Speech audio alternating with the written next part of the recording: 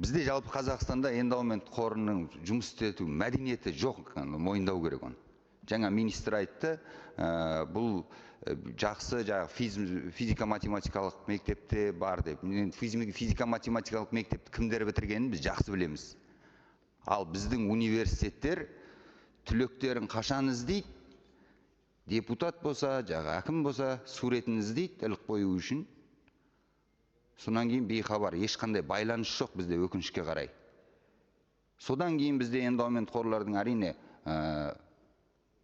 қабы тесіктеу болады. Ал жаңағы әріптестер айтып отырған болса, Гарвард университетінде 50 миллиард, Техас университетінде 40 миллиард доллар 24-ші жылда мысалы қарасаңыздар.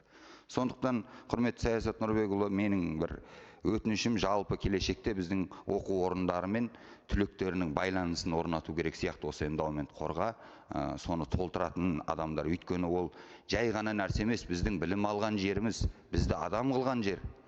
Ертең бізден кейінгі балаларда адам болсын десек, сол жердің жұтамауына, сол жердің тозбауына бәріміз үлес қосу керек сияқтымыз. Сондықтан тыйым берсек те, ертең оқып ұшқан ұямыз қиын күйге түсіп қалмайтындай, соның жыртығын жамайтындай, жаңағы Ерболат Байызоғыл айтпақшы, ол эндаумент қордың ақшасы концерт беруге немесе арка салық қоюға емес, нақты жатақхана жөнделсін, нақты студенттерге көмектессін, мұғалімдерге көмектессін.